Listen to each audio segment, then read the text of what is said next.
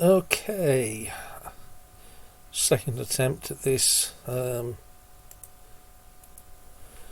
This is my desktop with the new MX-19 beta 2.1.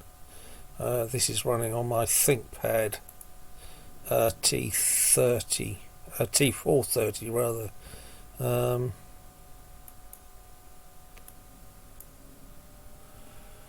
Let's follow Ghosty's example.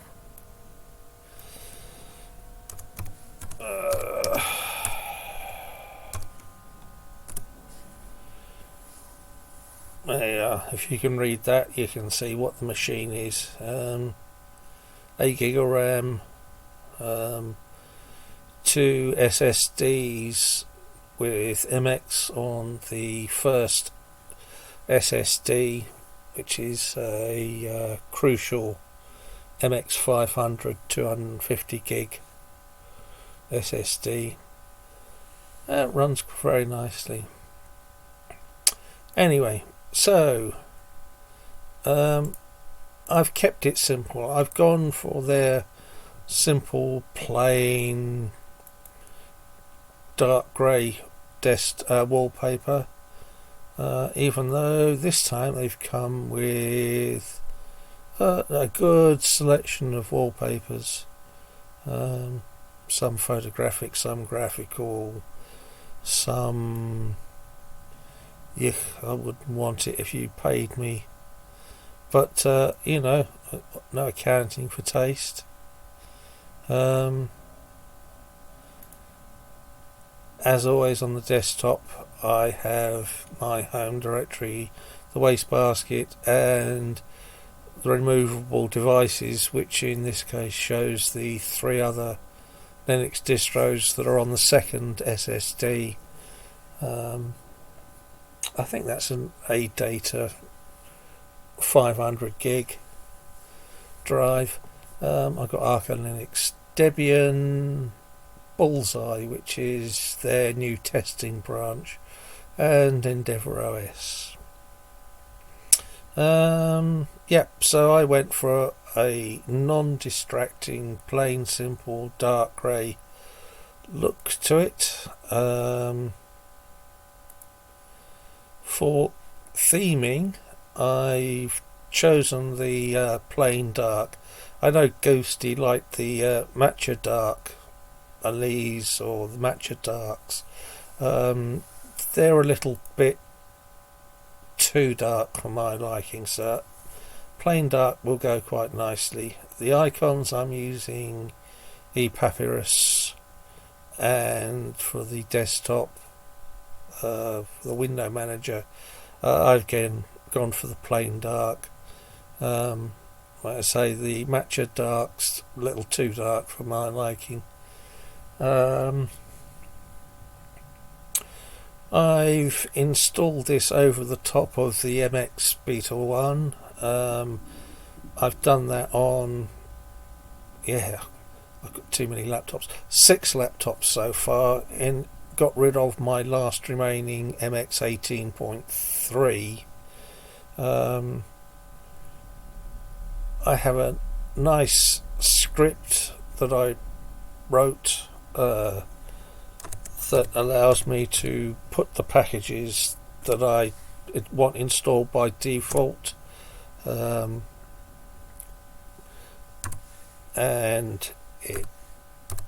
this won't actually do anything. It'll run through pretty quick because everything's already on there, but it just shows the way it goes. It just has a list of packages that I want installing, and it just steps through them all and does a sudo apt install for each of them.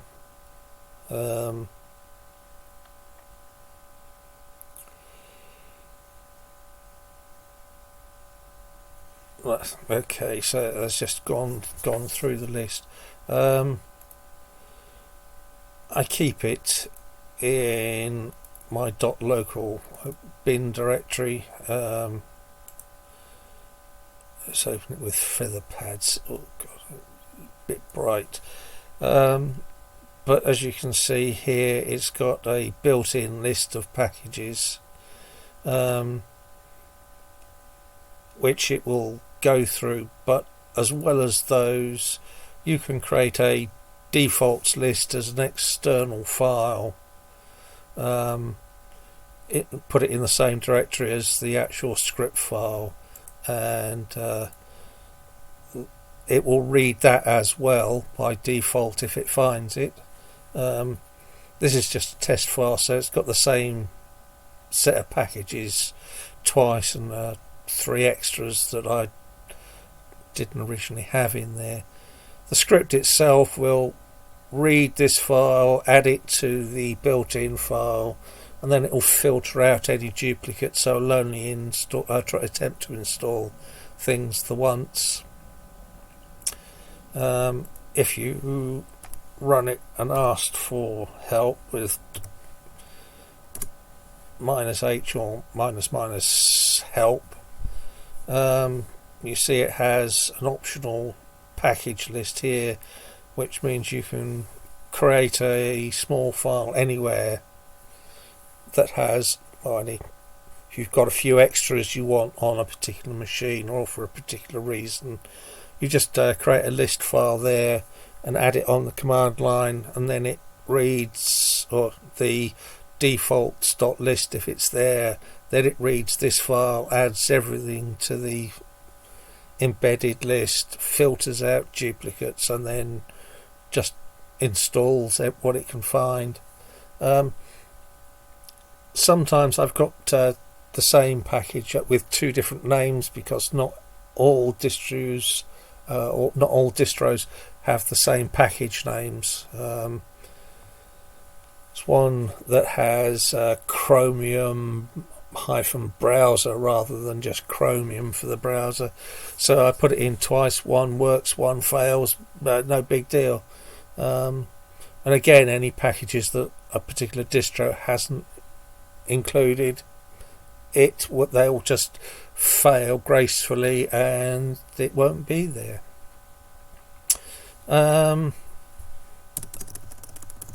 As well as that, when I log in every morning or every day, I have another little script called dup for Debian update, and it simply does a apt update, apt dist upgrade, apt auto remove, and that will upgrade whatever's on the thing. I know MX has its own little tool for doing that, but dup is 3 letters to type, and you don't have to muck about with mice and whatever. On the Arch-based distros, I have another script does exactly the same thing, but uses the Pac-Man to do the upgrades, and that one is called AOP. Was my little joke about Yorkshire. AOP sort of there. I do have northern relatives, even though I was born down in deepest Hampshire, so I don't feel bad about making jokes about northerners, because I'm just poking fun at my family, really. Yeah, so that's it. Nice and simple. Again, thanks to the MX devs. I can't see me moving away from MX anytime soon, and these betas are as solid as anything else, more solid than some release of other distros. So, yep, thanks for that. Bye for now.